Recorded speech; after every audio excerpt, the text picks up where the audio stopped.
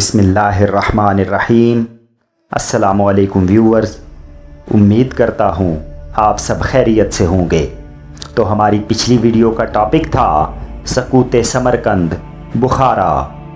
معزز ناظرین، اگر آپ ہمارے اس چینل پر نئے ہیں تو کائنڈلی ہمارے چینل کو سبسکرائب کیجئے، بیل آئیکن کو پریس کیجئے تاکہ آپ کو ہماری ہر آنے والی نئی ویڈیو کا نوٹیفیکیشن بر وقت ملتا رہے۔ تو چلیے آج کی ویڈیو کا آغاز کرتے ہیں۔ آج کا ہمارا ٹاپک ہے سمرقند کا محاصرہ اور چنگیز خان۔ بدقسمتی ملاحظہ ہو کہ سلطان محمد خوارزم شاہ مزید فوج بھرتی کرنے کی نیت یا بہانے سے خراسان کی طرف سرک گیا۔ سلطان نے چنگیز خان کے مد مقابل آنے سے کتراتے ہوئے 1,10,000 افراد پر مشتمل لشکر سمرقند کے دفاع کے لیے روانہ کیا۔ اس لشکر کو ہاتھیوں کی مدد شامل تھی۔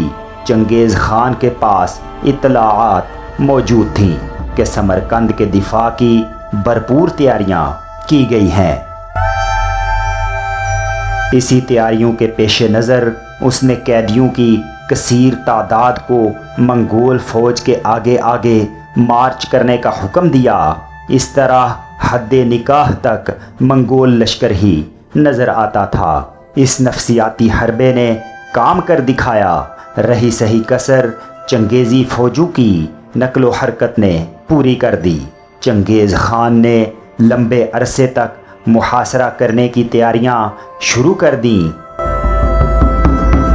ان تیاریوں کو دیکھتے ہوئے محافظ فوج نے قلعے سے باہر نکل کر حملہ آور پر دعویٰ بولنے کی کوشش کی، لیکن مغلوں نے چھپ کر حملہ کرنے کی ٹیکنیک استعمال کرتے ہوئے حملہ آور دستوں کو گھیرے میں لے کر تلوار کی نوک پر رکھ لیا۔ مغلوں کی جواں مردی دیکھ کر اہل شہر ہمت ہار بیٹھے اور صلح امان کے لیے کوششیں شروع کر دیں۔ شیخ الاسلام، قاضی شہر اور چند علماء جو محمد شاہ کی ناانصافیوں پر ہمیشہ اس کی مخالفت کرتے تھے، چھپ چھپا کر شہر سے نکلے اور چنگیز خان کی خدمت میں حاضر ہوئے۔ خاقان اعظم نے ان کی آؤ بھگت کی اور جاں بخشی کا وعدہ کیا۔ اسی رات نماز عشاء کے بعد شہر کے دروازے کھول دیے گئے۔ مغل افواج نے شہر میں داخل ہوتے ہی تمام فصیلیں گرا کر ہموار کر دیں۔ مورچے ختم کر دیے گئے۔ بیان کیا جاتا ہے چنگیز خان سے ملنے والے اراکین وفد اور ان کے عزیز و اقارب کو قتل کر دیا گیا۔ اہل شہر، جن کی تعداد کم و بیش 50,000 بیان کی جاتی ہے، سب کے سب قتل کر دیے گئے۔ منگولوں کے جنگی رسم و رواج کا ایک بنیادی اصول تھا کہ وہ دشمن کے دشمن کو بھی معاف نہیں کرتے۔ بے وفائی اور غداری کی سزا ان کے ہاں صرف موت تھی۔ ایک بات کہے بغیر تاریخ کے سفر میں آگے بڑھنے کو دل نہیں چاہتا کہ جب محصور شہر میں صلح امان کی بات چلی تو اس رائے پر اہل شہر 2 حصوں میں بٹ گئے۔ ایک طبقہ مصالحت کو موت اور دوسرا طبقہ اسے جیون قرار دے رہا تھا۔ یہ بحث اس قدر طول پکڑ گئی کہ ممکن تھا کہ تلواریں ایک دوسرے کے خلاف چل جاتی۔ اس کے بعد جو ہوا وہ کرتاس پر آ چکا ہے۔ مصالحت کے حامی اگر دفاع کو ترجیح دیتے تو شاید تاریخ آج یوں نہ ہوتی کہ قریباً 1,000 اہل شہر نے جانیں بچانے کے لیے قریبی مسجد میں پناہ لی، مگر منگولوں کے ہاں رحم نام کا لفظ ہی نہیں تھا۔ انہوں نے مسجد کا گھیراؤ کر کے اسے آگ لگا دی۔ نتیجتاً تمام پناہ گزین زندہ جل کر مر گئے۔ 30,000 کنکلی اور ترک اپنی مرضی سے مغلوں سے جا ملے۔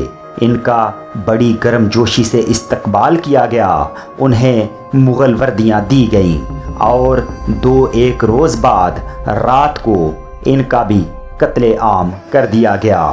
مغلوں کو خوارزم کے ترکوں کا اعتبار نہیں تھا، خصوصاً اس لیے کہ انہوں نے اپنے پہلے مالک سے غداری کی تھی۔ اس طرح 30,000 سپاہی، جن میں کچھ ترک تھے اور کچھ کنکلی، مع اپنے سردار برشماش خان کے قتل کر دیے گئے۔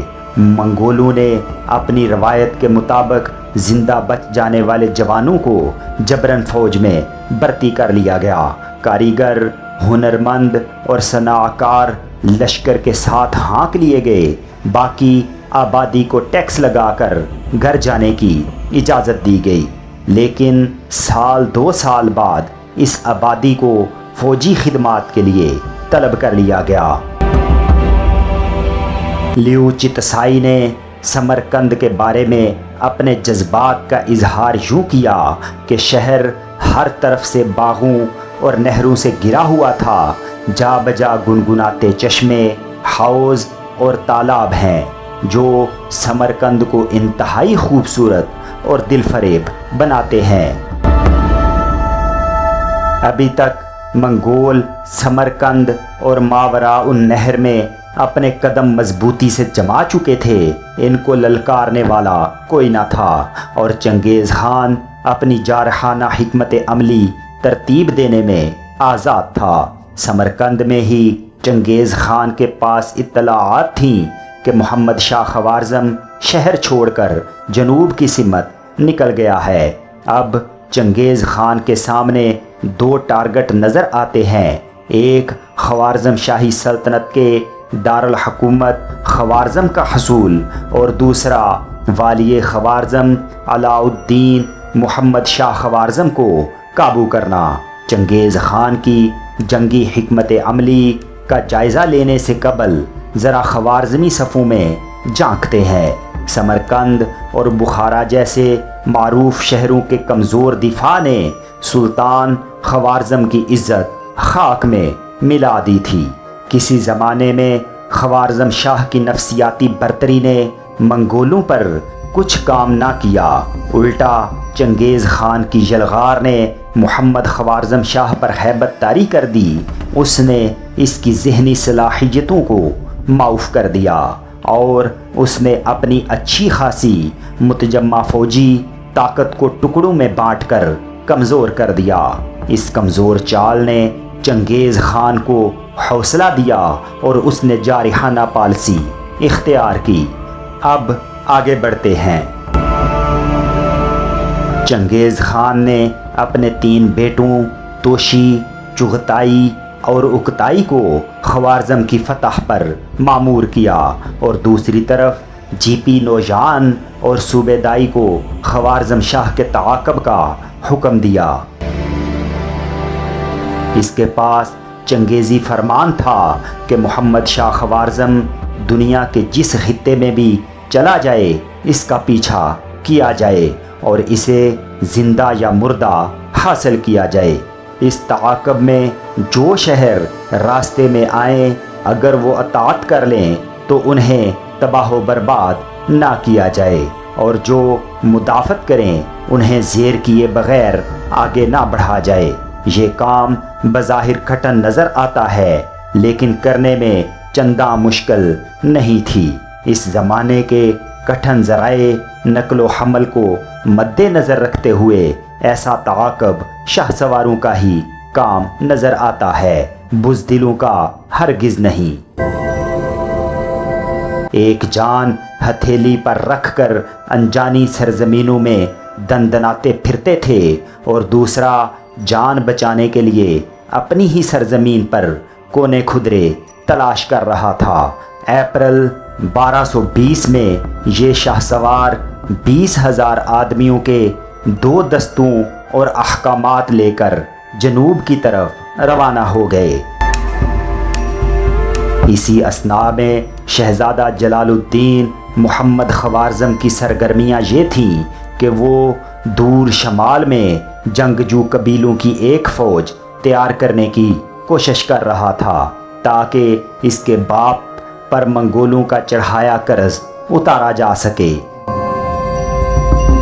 چنگیز خان بخارا میں تھا اور جنگی اعتبار سے جلال الدین اور اپنے بیٹوں کی نئی فوج کے درمیان میں تھا، اس لیے اس فوج اور جلال الدین کا آمنا سامنا ہونے کا کوئی امکان نہ تھا۔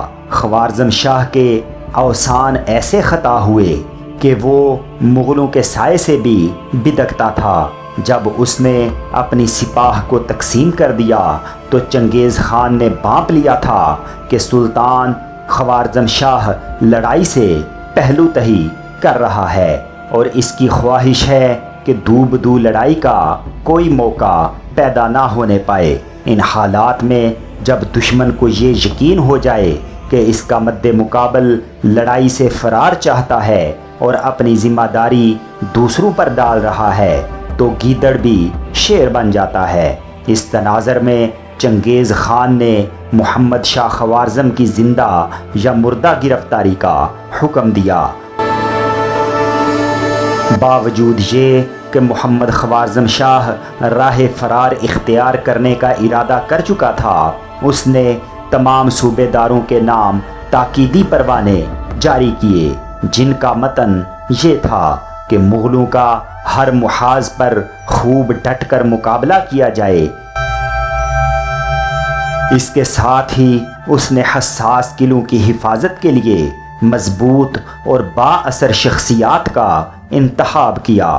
قلعہ زنگی کی حفاظت کے لیے سیستانی لشکر کی کمان ابو حفص کو سونپ دی گئی۔ ترکستان میں ارسیہ پہلوان کو ولخ جیسے مضبوط مورچے کا دفاع سپرد کیا گیا۔ غور کا علاقہ ملک حسام الدین بامیاں یعنی موجودہ افغانستان امیر عمر اور پشاور ملک اختیار الدین بن علی خرپوست کے سپرد کیا گیا۔ ملک اختیار الملک کو کلپون کے دفاع پر مقرر کیا گیا۔ اس کے ہمراہ 2 خراسانی سردار روانہ کیے گئے۔ ملک شمس الدین جرجانی کو ہرات روانہ کیا گیا۔ فیور کا علاقہ اصیل الدین نیشاپوری، نصرت کوہ کا قلعہ ملک شمس الدین حاجب کو، رنگ کا قلعہ الغ خان ابو محمد اور غرجستان کا قلعہ ابو سبستان کے سپرد کیا گیا۔ غرزیہ کے سلطان نے اپنی قلمرو کا ہر اہم قلعہ اور ہر شہر کسی سردار کے حوالے کر کے حکم دیا کہ وہ دل و جان سے اپنی دفاعی ذمہ داریاں پوری کریں۔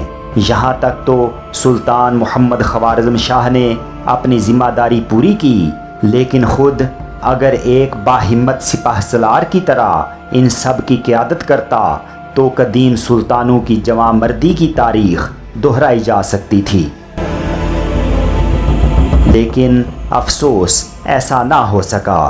غیر جانبدار مورخ علاء الدین محمد خوارزم کے اس اقدام کی بھی کبھی توثیق نہیں کرے گا کہ جب اس کی قوم کو حقیقی خطرے کا سامنا تھا اس نے اپنے فرضی منصبی سے کوتاہی برتی۔ مغل شاہ سوار جی پی نوجان اور صوبے دائی سلطان خوارزم شاہ کے تعاقب میں دریائے سیحوں پار کر کے لاوا کے مقام پر پہنچے تو انہیں ایک مضبوط قلعہ بند شہر ملا جو دریا کا راستہ روکے کھڑے تھا۔ مغل لشکر یہاں رسد کی کمی پوری کرنا چاہتا تھا۔ اس مقصد کے لیے لشکر نے وہاں قیام کیا اور اہل شہر سے غلہ قیمتاً دینے کے لیے کہا، لیکن اہل شہر نے انکار کر دیا۔ تاریخ بتاتی ہے کہ مغل سرداروں نے مزاحمت کی بجائے فوج کو کوچ کا حکم دیا۔ اہل شہر نے غل غپھاڑا مچا دیا کہ مغل ڈر گئے، ڈر کر نکل گئے۔ انہوں نے ڈھول پیٹنے شروع کر دیے، آوازیں کسے اور فحش اشارے کیے۔ اس ناروا اور غیر اخلاقی رویے نے مغلوں کو برانگیختہ کر دیا۔ وہ پلٹے اور شہر پر چڑھ دوڑے۔ گو اہل شہر نے خوب مقابلہ کیا لیکن جلد ہی تھک کر بیٹھ گئے۔ مغلوں کی جوان مردی کے سامنے ان کی ایک نہ چلی، مغلوں نے شہر پر قبضہ کر لیا، اور پھر وہی ہوا جو اس زمانے کا دستور تھا، شہر کو لوٹ لیا گیا، جس نے مزاحمت کی اسے مار دیا گیا۔ ادھر خوارزم شاہ 2 لاکھ فوج کے لشکر جرار کے ساتھ ماوراء النہر سے بھاگ کر نیشاپور پہنچا۔ یہ سن ہجری 617 یا 1220 عیسوی کا واقعہ ہے۔ اس سے قبل اس نے افغانستان میں قیام کا ارادہ ظاہر کیا، جہاں اسے بہت سے جنگجو قبائل کی حمایت حاصل تھی، لیکن خود پر طاری خوف اور روز بروز آنے والی خطرناک اطلاعات نے اسے چین سے نہ بیٹھنے دیا۔ چنانچہ وہ جنوب کی سمت میں شمالی ایران کے پہاڑی سلسلے کی طرف بڑھا، جہاں سے ہوتا ہوا وہ نیشاپور پہنچا۔ اپنی دانست میں وہ مغلوں کو کم و بیش 500 میل پیچھے چھوڑ آیا تھا۔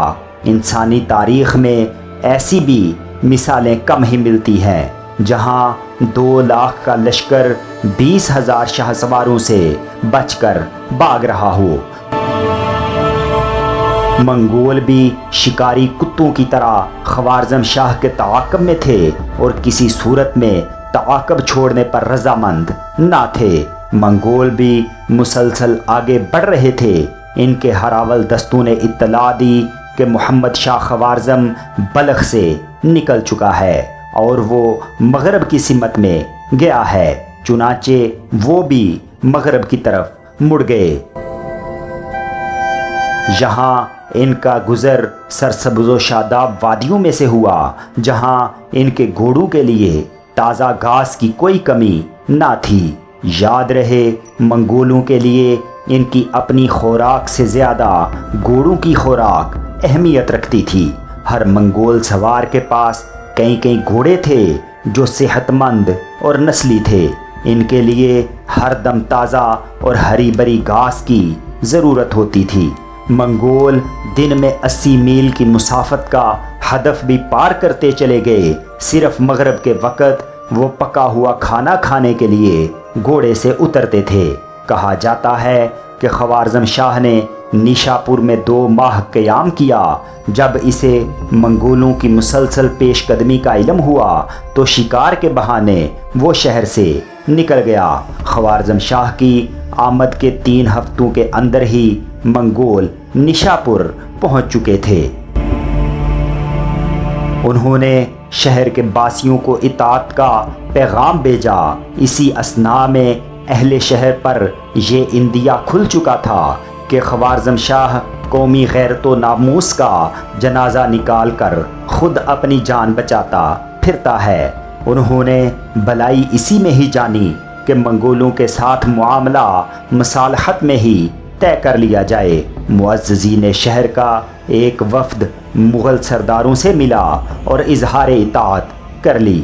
جواب میں انہیں چنگیز خان کا ایک حکم نامہ تھما دیا گیا، جس کے مندرجات تاریخ میں یوں رقم ہیں۔ ہر چھوٹے بڑے خاص و عام کو یہ بات جان لینی چاہیے کہ تمام دنیا خاقان اعظم چنگیز خان کی ہے، اور جو چنگیز خان کی اطاعت کرے گا اس کا جان مال چنگیز خان کی حفاظت میں ہوگا، اور جو غداری کا مرتکب ہوگا وہ خود کو اور اپنے قرابت داروں کو مصیبت میں ڈالے گا۔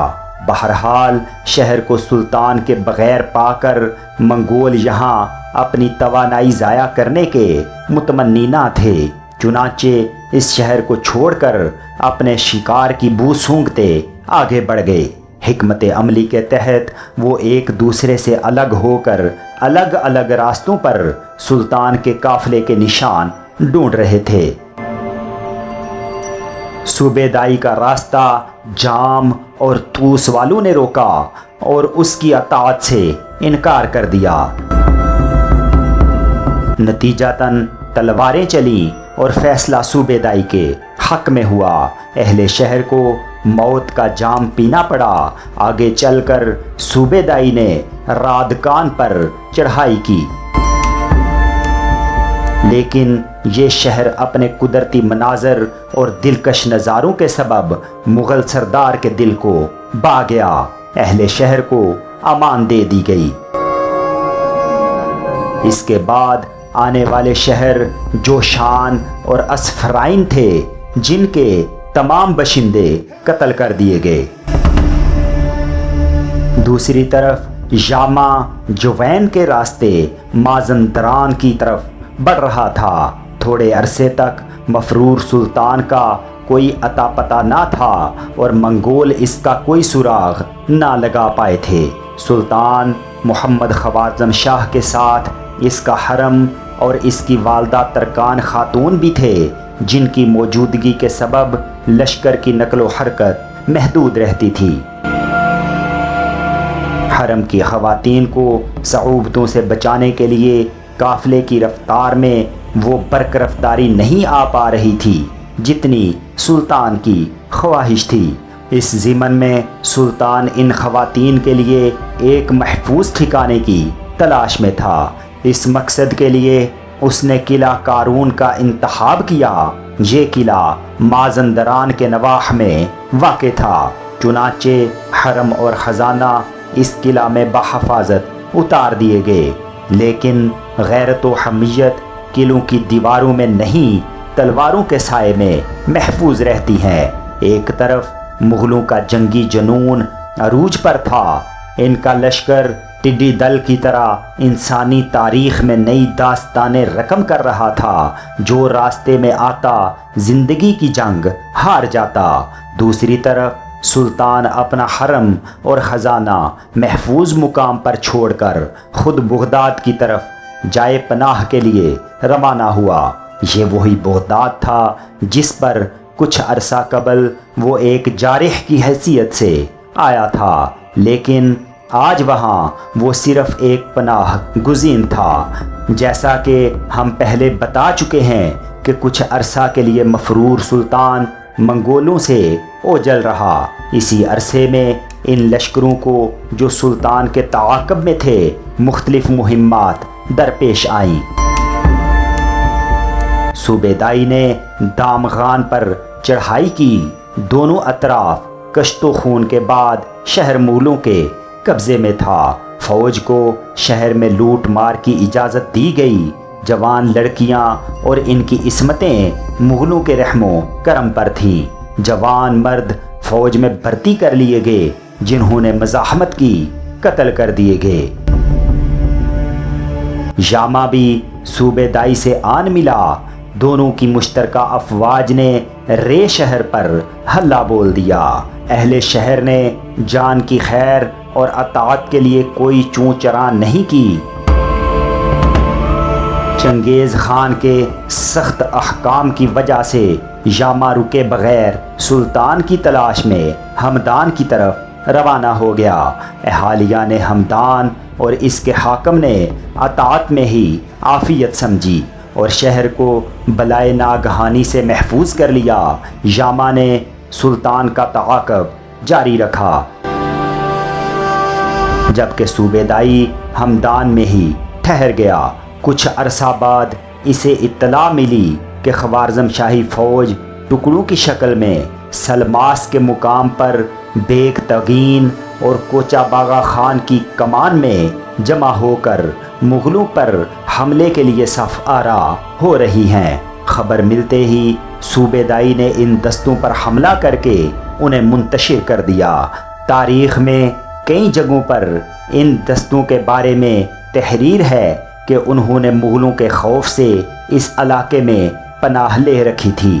موجودہ ایرانی شہر تہران کے نزدیک صوبے دائی نے 30,000 کی ایرانی سپاہ کو شکست دی۔ اس کے بعد اس نے عراق کا رخ کیا اور تھوڑے تھوڑے علاقے میں پائے جانے والی مزاحمتوں کا گلا گھونٹ ڈالا۔ ان مزاحمتوں میں انسانوں کی ایک کثیر تعداد موت کے گھاٹ اتار دی گئی۔ جاڑا شروع ہو گیا تھا اور شدید برف باری نے منگولوں کی پیش قدمی روک ڈالی۔ راستے مسدود ہو چکے تھے۔ آمد و رفت کے راستے بند ہوتے ہی علاقے میں ایک بغاوت پھوٹ پڑی۔ عراق میں جمال الدین نامی ایک شخص نے مغلوں کے خلاف بغاوت کر کے صوبے دار علاء الدولہ کو کرید کے علاقے میں بندی بنا لیا۔ موسم بہار کی آمد کے ساتھ ہی یاما نے اس کی غلطی کا مزہ چکھانے کا فیصلہ کیا۔ صوبے دار نے اظہار اطاعت کی درخواست کی جو رد کر دی گئی۔ مغلوں کے ضابطۂ اخلاق میں بغاوت جیسی غلطی کی سزا صرف موت تھی، چنانچہ باغیوں کو موت کے گھاٹ اتار دیا گیا۔ تو دوستو، امید ہے آپ کو آج کی ہماری یہ معلوماتی ویڈیو ضرور پسند آئی ہوگی، تو کائنڈلی جاتے ہوئے ہمارے چینل کو سبسکرائب کیجئے، بیل آئیکن کو پریس کیجئے تاکہ آپ کو ہماری ہر آنے والی نئی ویڈیو کا نوٹیفیکیشن بر وقت ملتا رہے۔ اس ویڈیو کو لائک کیجئے، دوسروں کے ساتھ شیئر کیجئے۔ ملتے ہیں جلد ہی ایک نئی ویڈیو کے ساتھ جس کا ٹاپک ہوگا تولی خان اور خراسان کی مہم۔ اپنا ڈھیر سارا خیال رکھیے۔ اللہ حافظ۔